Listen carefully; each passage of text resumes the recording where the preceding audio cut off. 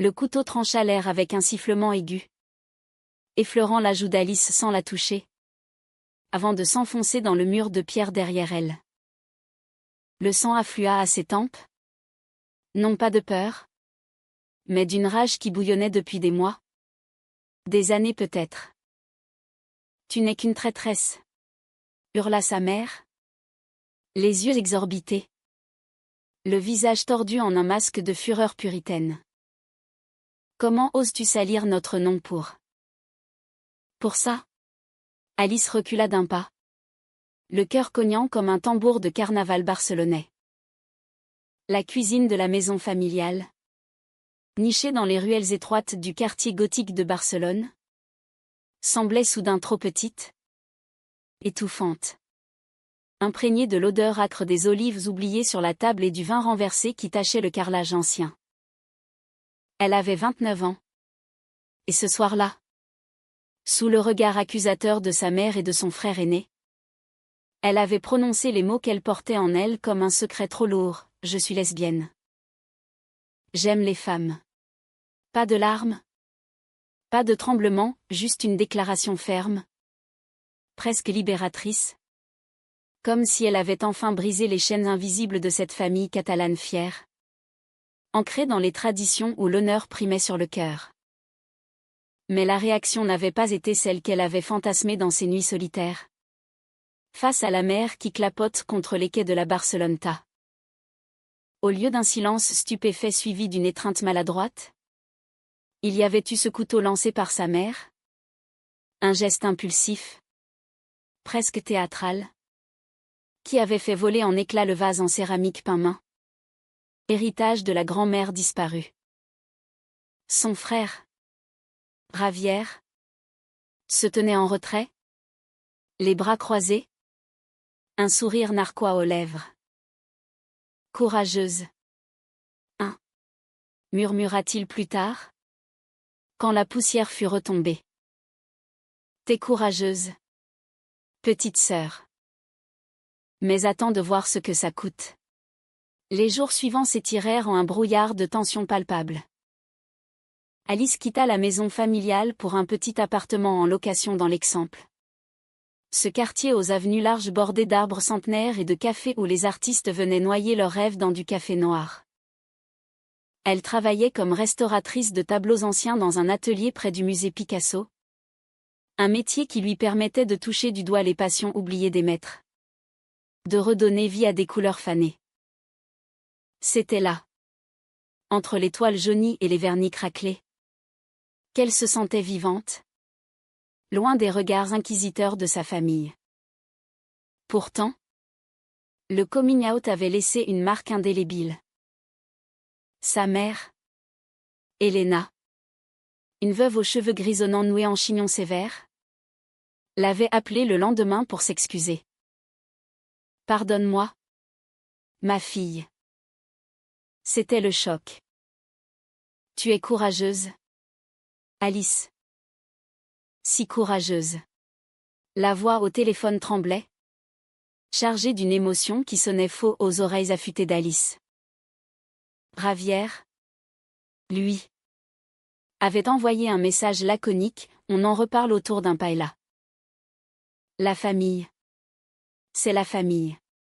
Et ainsi, contre toute attente, la paix revint, fragile comme une toile mal tendue. Des dîners sporadiques, des rires forcés autour de la table, des questions détournées sur sa vie amoureuse. Alice se surprit à y croire, à se laisser bercer par cette illusion de pardon catalan, où les blessures se pansent avec du vin et des histoires d'ancêtres. C'est lors d'un de ces dîners, 3 mois plus tard, que Chloé entra dans sa vie comme une bourrasque méditerranéenne. La soirée se déroulait dans un restaurant caché du Born, avec ses murs de briques apparentes et ses lanternes tamisées qui dansaient sur les verres de cava. La famille d'Alice avait invité des amis des cousins éloignés. Un oncle excentrique et parmi eux, Chloé, la nièce d'un ami d'Elena, fraîchement arrivée de Paris pour un stage en photographie. 27 ans. Des cheveux noirs coupés au carré asymétrique. Des yeux noisettes qui pétillaient d'une malice espiègle. Et une silhouette élancée moulée dans une robe rouge sang qui captait la lumière comme une flamme. Elle s'assit en face d'Alice. Et dès le premier regard, il y eut ce frisson. Ce courant électrique qui traverse les corps sans avertissement. Tu restaurais des Picasso? Toi, demanda Chloé en penchant la tête. Son accent français roulant comme des vagues sur les galets de la Costa Brava. Moi. Je les photographie. On est comme des gardiens de fantômes? Non. Alice rit. Un rire vrai pour la première fois depuis des semaines. Et la conversation s'emballa. Elles parlèrent de lumière et d'ombre. De toiles qui murmurent des secrets. De la façon dont Barcelone, avec ses mosaïques de Gaudí et ses ruelles labyrinthiques, semblait faite pour les âmes errantes. Chloé, originaire d'un petit village près de la Loire, avait fui la rigidité provinciale pour la capitale française, puis pour l'Espagne, cherchant dans l'objectif de son appareil les fragments d'une identité qu'elle peinait à assembler. Et toi? Qu'est-ce qui t'a amené ici? Au cœur de cette folie catalane? Alice hésita. Le regard fuyant vers son verre. La famille. D'abord. Puis. La liberté. Elle ne dit pas tout. Pas encore. Pas le couteau. Pas les excuses larmoyantes. Mais Chloé sembla comprendre. Posant une main légère sur la sienne sous la table. Un geste fugace qui fit accélérer le pouls d'Alice. La soirée s'acheva dans un tourbillon de rire et de toast. Mais quand elles se séparèrent sur le trottoir pavé, sous les étoiles qui perçaient le ciel voilé de pollution, Chloé glissa un numéro de téléphone dans la poche d'Alice. Appelle-moi. On ira chasser des fantômes ensemble. Les semaines suivantes furent un vertige. Des promenades le long de la Rambla, où les mimes et les vendeurs de castagnettes formaient un ballet chaotique, des cafés dans le Gracia. Quartier bohème aux balcons fleuris et aux bars où la musique flamenco se mêlait au murmure des amants. Chloé photographiait Alice sans relâche, son profil penché sur un tableau. Ses cheveux cascadant sous le soleil de midi. Ses yeux verts capturant la lumière comme des émeraudes taillées. Tu es une œuvre d'art? Toi? Souffla Chloé un après-midi. Alors qu'elle s'allongeait sur l'herbe du parc Güell, entourée des salamandres de Gaudí pétrifiées dans la pierre. Une que je n'ai pas envie de développer. Juste de contempler. Alice, qui n'avait connu que des amours éphémères, des flirts volés dans les clubs sombres de l'Exemple, se sentit fondre. Pour la première fois, l'amour n'était pas une rébellion solitaire contre les attentes familiales, mais une danse à deux, rythmée par les rires et les silences complices. Elles s'embrassèrent pour la première fois sous un ciel d'orage, sur la plage de la Barceloneta, les vagues léchant leurs pieds nus tandis que la pluie tiède ruisselait sur leur peau. Les lèvres de Chloé étaient salées, douces, urgentes, ses mains, tremblantes, exploraient les courbes d'Alice comme si elle cartographiait un continent inconnu. « Je t'aime déjà un peu trop vite » murmura Chloé contre sa bouche. « C'est dangereux. » Ça. Mais le danger n'était pas là où elle le pensait.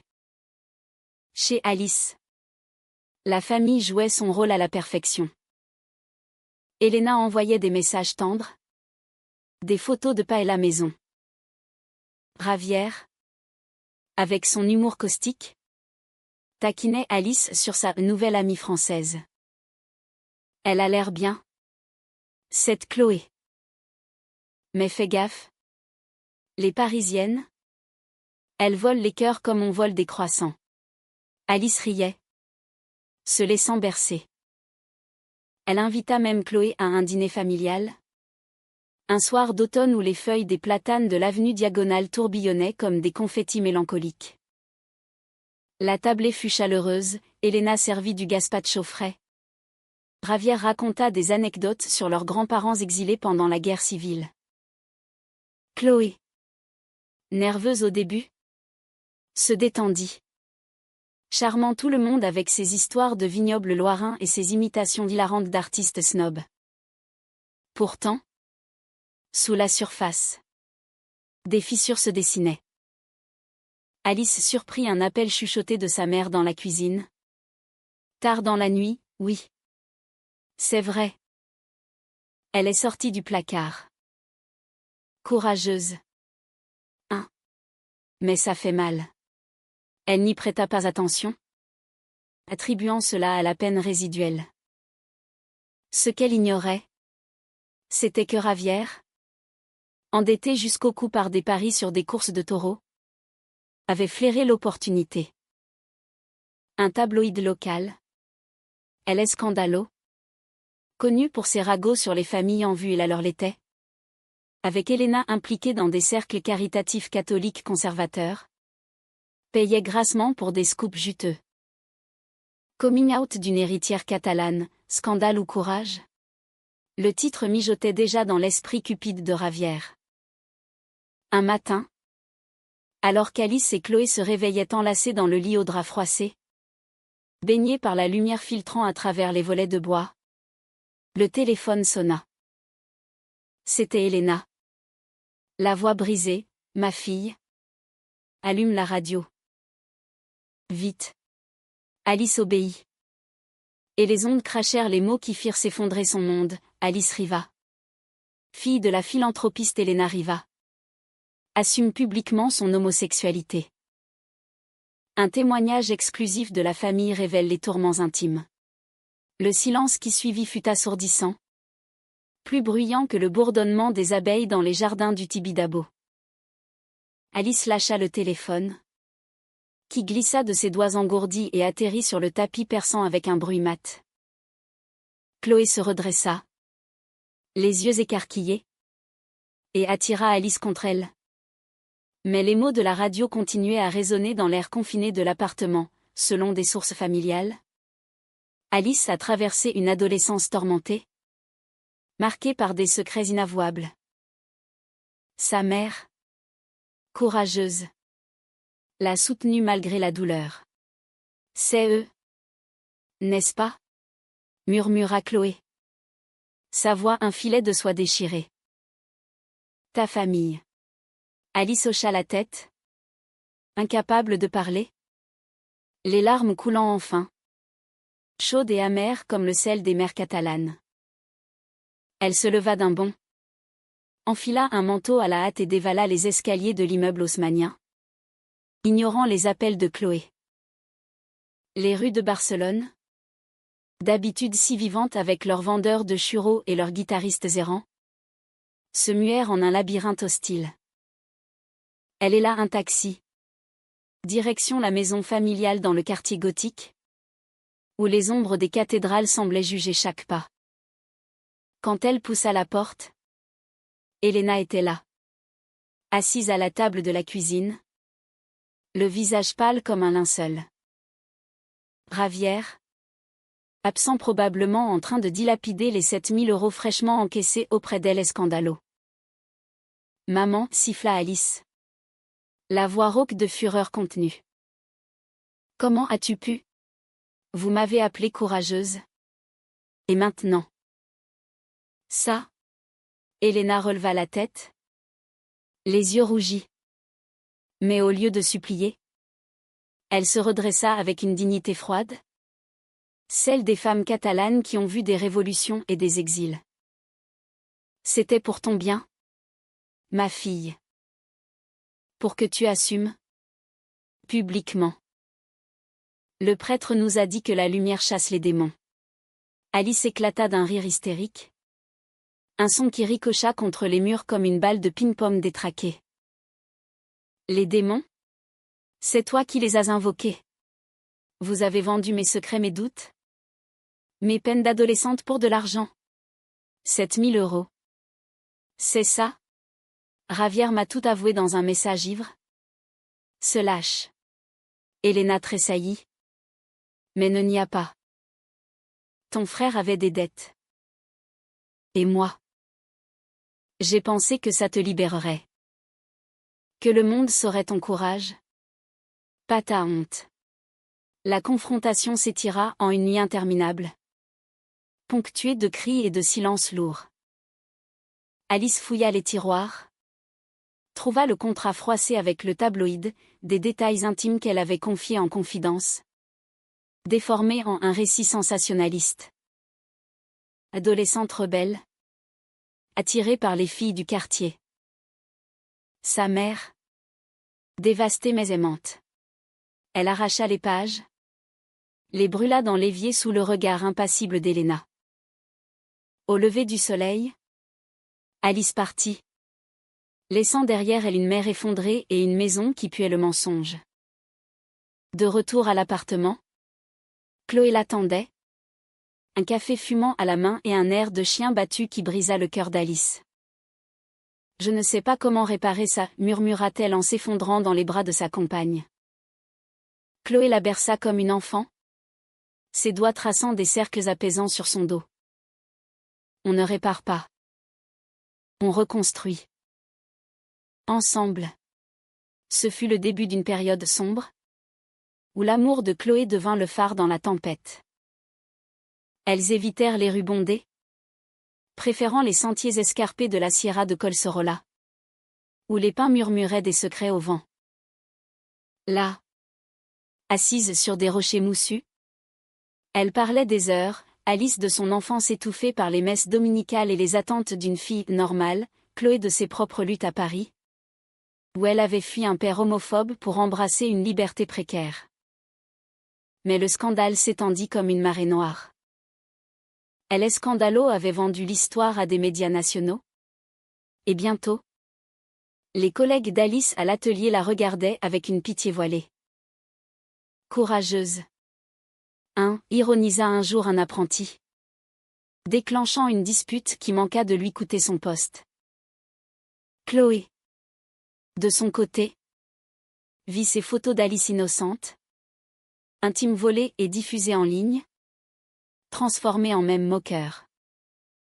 La muse lesbienne de Barcelone, titrait les forums. La trahison familiale n'était plus seulement personnelle, elle était publique. Un spectacle cruel sous les projecteurs de la modernité espagnole, où le progressisme masquait encore des poches de conservatisme viscéral. Pourtant, dans cette adversité, leur amour s'approfondit, tissant des racines plus solides que les oliveraies de la Catalogne. Une nuit, après une journée passée à ignorer les appels anonymes et les lettres haineuses glissées sous la porte, Chloé prit la main d'Alice et l'emmena sur le toit de l'immeuble. La ville s'étalait en contrebas. Un tapis de lumière clignotante. Du Sagrada Familia aux tours inclinées de la Plaza de España. Regarde, dit Chloé en désignant l'horizon. Barcelone n'est pas ta famille. Elle est à nous. Elles firent l'amour là. Sous les étoiles indifférentes. Leur corps se mêlant dans une urgence désespérée. Les mains de Chloé exploraient les cicatrices invisibles d'Alice. Ses lèvres traçaient des promesses sur sa peau, « Je ne te vendrai jamais. » Jamais. Le lendemain, Alice décida de contre-attaquer. Avec l'aide de Chloé, elle contacta une avocate féministe, une femme aux cheveux courts et au regard d'acier nommée Martha, qui militait pour les droits LGBTQ+ en Espagne post-franquiste. Ensemble, elles portèrent plainte contre El Scandalo pour diffamation et violation de la vie privée, citant les 7 000 € comme preuve de la collusion familiale. Les audiences furent un calvaire. Ravière, convoqué, jura qu'il avait agi seul, protégeant sa mère avec un mensonge pathétique. Helena, en larmes sur le banc des témoins, balbutia, « Je voulais juste la sauver. » Alice, face à elle, sentit une pointe de pitié percer sa colère. « Me sauver de quoi? Maman? De moi-même? » Les médias, affamés, transformèrent le procès en cirque. Des manifestations sporadiques éclatèrent devant le tribunal, des conservateurs brandissant des pancartes « La famille d'abord », des progressistes scandant « À mort et à mort ». Chloé, appareil en main, documenta tout, transformant la douleur en art. Ces photos Alice marchant tête haute sous la pluie. Entourés de parapluies arc-en-ciel firent le tour des galeries parisiennes. Un cri silencieux contre la trahison.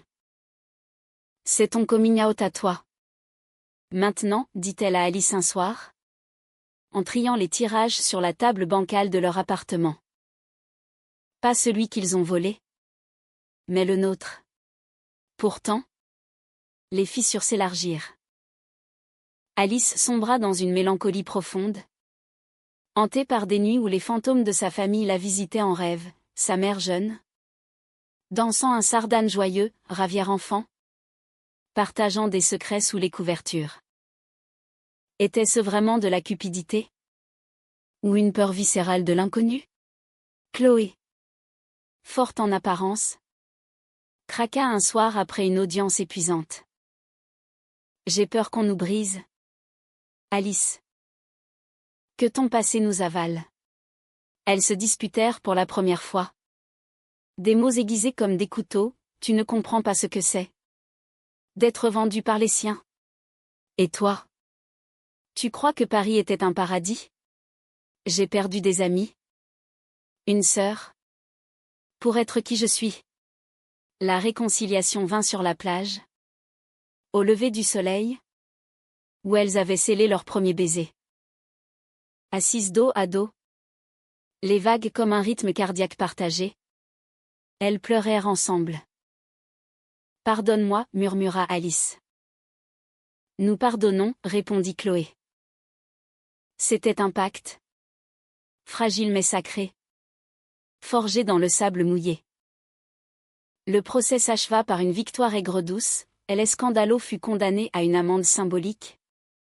Et les 7 000 € restitués sous forme de dommages et intérêts. Ravière disparut, fuyant vers Valence avec sa part du butin. Laissant Helena seule dans la maison gothique. Un spectre errant parmi les ombres. Alice refusa de la voir. Mais envoya une lettre. Manuscrite sur du papier jauni comme une vieille toile, le courage n'est pas de crier au monde mes secrets. Maman. C'est de les garder pour ceux qui les méritent. Un jour. Peut-être. Nous pourrons recommencer. La réponse ne vint jamais. Mais Alice apprit par un cousin que sa mère avait rejoint un groupe de soutien pour parents d'enfants LGBTQ+.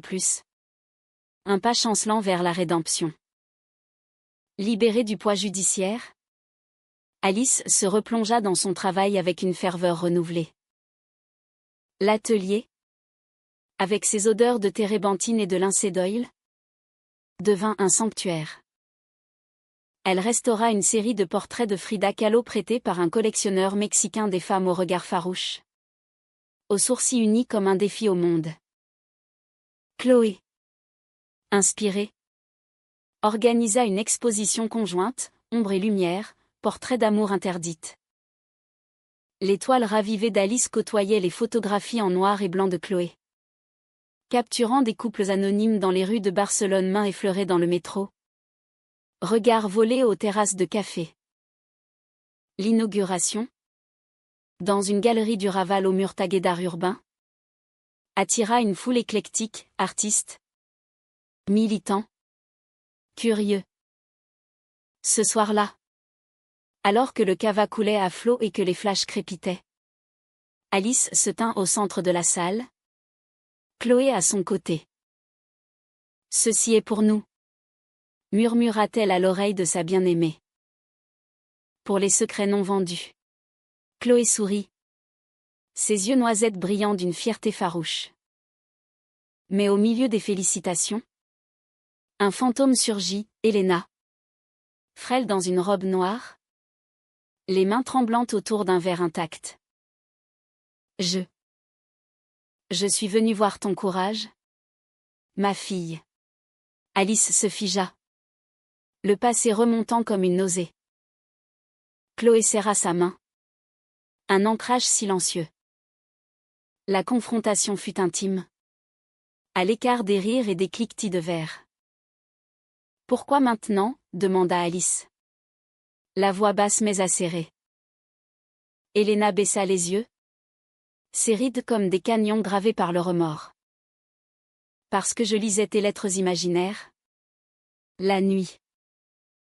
Parce que Javier m'a abandonnée avec ma culpabilité. Et parce que... Je t'aime. Alice. Malgré tout. Les mots planèrent. Lourds de non-dits. Pas d'excuses grandiloquentes. Juste une vulnérabilité brute. Celle d'une femme catalane brisée par ses propres chaînes. Alice sentit sa gorge se nouer, la trahison n'effaçait pas les souvenirs d'enfance. Les berceuses en catalan. Les étreintes après les orages. Chloé intervint doucement, l'amour ne rachète pas tout. Madame. Mais il peut commencer à guérir. Elena hocha la tête. Des larmes coulant enfin.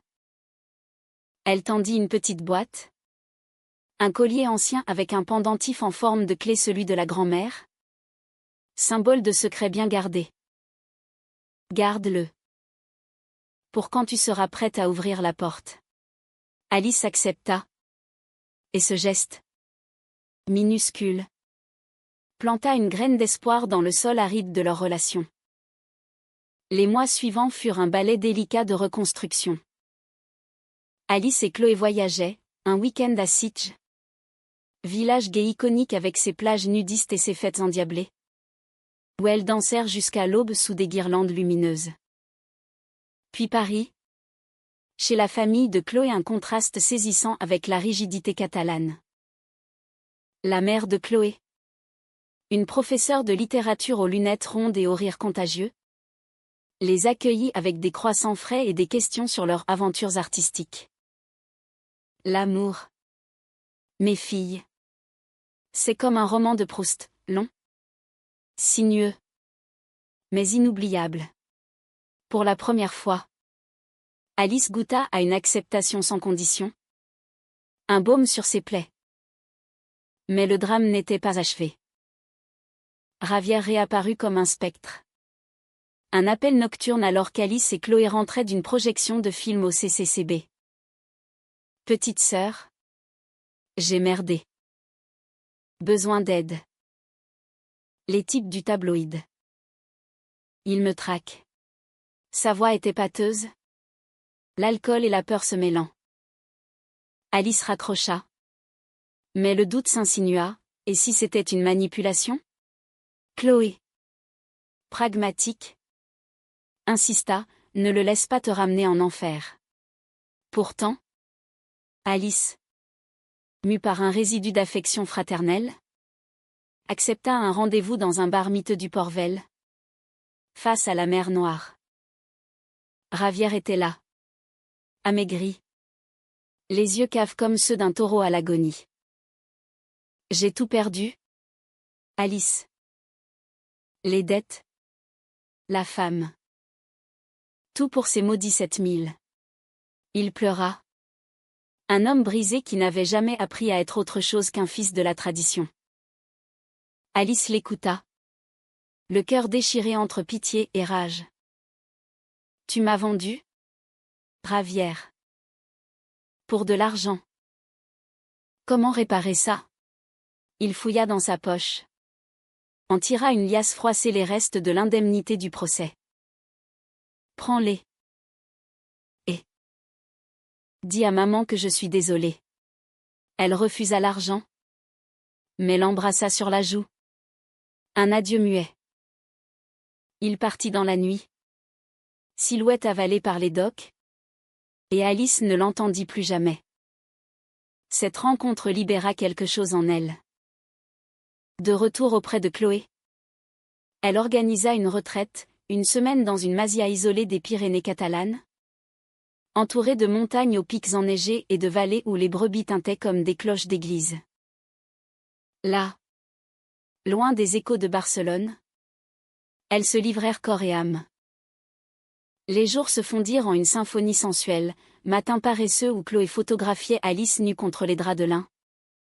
Capturant la courbe de sa hanche comme une ligne de Matisse, après-midi de randonnée où leurs mains se nouaient sur les sentiers rocailleux. Riant des chutes et des baisers volés. Les nuits étaient un feu doux. Leurs corps entrelacés devant la cheminée crépitante. Explorant les recoins de l'autre avec une tendresse infinie. Tu es ma maison. Maintenant, chuchota Alice un soir. Ses lèvres effleurant la nuque de Chloé. Où que porte la clé. Pourtant, le passé rôdait. Une lettre d'Elena arriva par courrier. Postée de Barcelone, je vends la maison. Pour recommencer. Viens. Si tu veux. Voir les oliviers une dernière fois. Alice hésita. Le papier tremblant dans ses doigts. Chloé. Sentant la tourmente. Proposa, allons-y ensemble. Pas pour pardonner. Mais pour clore. Elles partirent. Le cœur serré. Traversant les plaines arides où les cigales chantaient un hymne funèbre. La Masia familiale. Avec ses murs blanchis à la chaux et ses volets bleus écaillés. Semblait figée dans le temps. Elena les accueillit sur le seuil. Vieillie de 10 ans en quelques mois. Mais les yeux plus clairs. Lavés par les larmes ou la confession. Pas d'embrassades immédiates, juste un thé à la menthe servi sur la terrasse. Face aux oliviers centenaires qui ployaient sous le poids des fruits noirs. J'ai lu tes expositions, dit Elena d'une voix hésitante. Tes tableaux. Ils respirent la vie. Et cette fille. Chloé. Elle te fait briller. Alice. Surprise. Sentit les mots comme une caresse inattendue. La journée se déroula en un rituel silencieux, cueillette d'olives, dont les mains d'Elena et d'Alice se frôlèrent par accident, éveillant des souvenirs enfouis. Chloé, observatrice discrète, captura des images, 3 femmes sous le soleil déclinant, unies par le labeur, la sueur perlant sur les fronts. Le soir, autour d'un feu de camp, Elena parla enfin. J'ai eu peur. Alice. Peur de te perdre pour le paradis. Mais j'ai tout gâché par là. Les excuses coulèrent. Sincères. Entrecoupées de sanglots. Alice. Les larmes aux yeux. Prit la main de sa mère. Le paradis. C'est ici. Avec ceux qu'on aime. Chloé. Émue. Entonna une chanson française douce. La vie en rose. Sa voix enveloppant la nuit comme un voile. Le retour à Barcelone marqua un nouveau chapitre. Teinté d'une sérénité conquise. La maison familiale vendue. Elena s'installa dans un petit appartement du Poble Sec. Près des marchés animés où les odeurs d'épices et de poissons frais se mêlaient aux cris des mouettes. Elle et Alice se recontactèrent sporadiquement, un appel pour un anniversaire. Un café dans un bistrot du parallèle. Pas une réconciliation flamboyante. Mais un pont fragile. Pavé de silence compréhensif et de gestes modestes. Le temps guérit. Disait Chloé. Comme un tableau qu'on vernit patiemment. Et c'était vrai, les cicatrices de la trahison s'estompèrent. Laissant place à une humanité plus profonde. Où l'amour familial n'était plus un devoir. Mais un choix. Alice et Chloé. Fortifiées par ces épreuves. Osèrent rêver plus grand. L'exposition Ombre et Lumière connut un succès retentissant. Menant à une invitation pour une galerie à Paris. Elles partirent en train. Le wagon cahotant à travers les paysages changeants, les vignobles catalans cédant aux plaines languedociennes. Puis autour de la capitale. À Paris. Sous un ciel gris perle. Elles marchèrent main dans la main le long de la Seine. Évitant les touristes pour les ruelles de Montmartre où les artistes peignaient encore des portraits pour 1 euro. C'est chez toi. Ici. Dit Alice à Chloé, inhalant l'odeur de baguettes chaudes. Et maintenant? Un peu chez moi aussi. L'exposition parisienne fut un triomphe, critiques élogieux dans le monde. Acheteurs venus de toute l'Europe.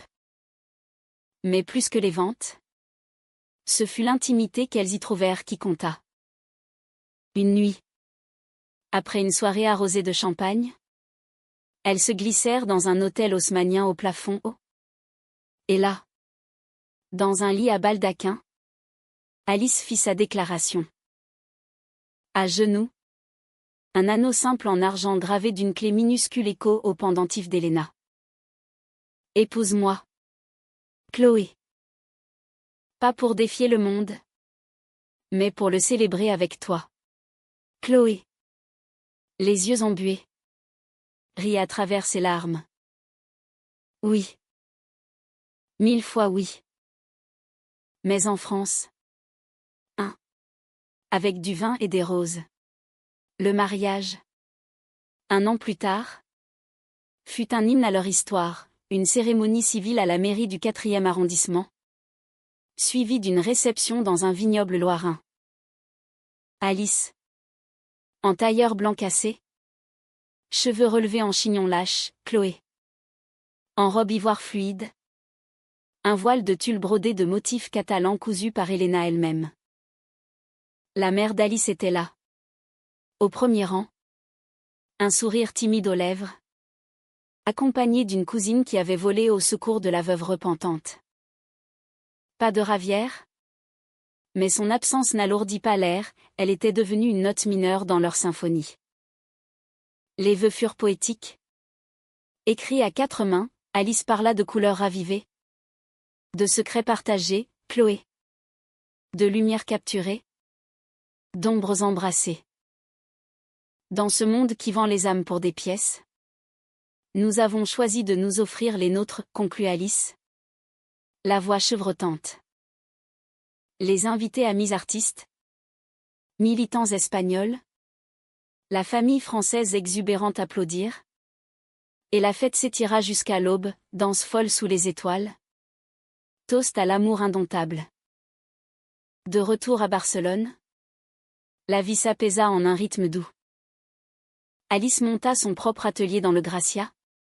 Spécialisé en restauration LGBTQ+ historique des portraits oubliés de amantes du passé. Comme celle de Gertrude Stein ou de Federico Garcia Lorca. Chloé. Elle. Lança une série photographique sur les familles recomposées. Incluant un portfolio émouvant sur Helena et Alice, 2 femmes au profil similaire. Unies par un regard complice sous les oliviers. C'est l'humanisme, dit-elle un jour à Alice. En développant les négatifs. Pas la perfection, mais la réparation. Les années passèrent comme les saisons catalanes, étaient torrides sur la Costa Brava. Où elle louait une cala isolée pour nager nue dans l'eau turquoise, hiver doux. Enveloppée dans des plaids devant des films d'Almodovar. Riant des passions exagérées qui faisaient écho à leurs propres tourments. Helena devint une grand-tante improbable pour les neveux imaginaires qu'elle n'eurent pas ou peut-être un jour adopteraient. Elle se porta volontaire dans des associations, aidant d'autres mères à naviguer les eaux troubles du coming out. J'ai appris tard, confia-t-elle un jour à Alice, lors d'une visite. Mais mieux vaut tard que jamais. Un soir d'automne, 5 ans après le scandale, Alice et Chloé se retrouvèrent sur la terrasse de leur appartement modernisé, surplombant la mer Méditerranée qui scintillait sous le crépuscule orangé. Le vent portait l'odeur des jasmins et des vagues. Un mélange enivrant. Alice. Les cheveux maintenant striés de fils d'argent. Serra Chloé contre elle. Sentant le battement régulier de son cœur. On a survécu à la trahison, murmura-t-elle. À la famille vendue. Et regarde-nous, entière. Chloé leva les yeux. Son regard noisette toujours pétillant de cette malice juvénile. Pas survécu. Transformé. L'amour. C'est ça, une alchimie qui change le plomb en or. Elles s'embrassèrent. Un baiser lent. Profond. Chargé de tous les hooks qu'elles avaient traversé le couteau lancé. Les secrets vendus. Les nuits de larmes. Au loin. Les lumières de la ville s'allumaient. Un tapis étoilé rappelant que Barcelone, impitoyable et généreuse, avait été leur toile. Et dans ce moment, sous le ciel qui s'assombrissait, Alice comprit la leçon humaniste ultime: le courage n'est pas dans le coming out hurlé au monde, ni dans la vengeance contre les traîtres. C'est dans l'étreinte quotidienne, dans le choix de pardonner sans oublier, d'aimer sans posséder. La famille l'avait qualifiée de courageuse pour un aveu volé à 7 000 €. Mais le vrai courage, elle l'avait trouvé dans les bras de Chloé. Sous le soleil impitoyable de l'Espagne, où les cœurs battent au rythme des vagues éternelles.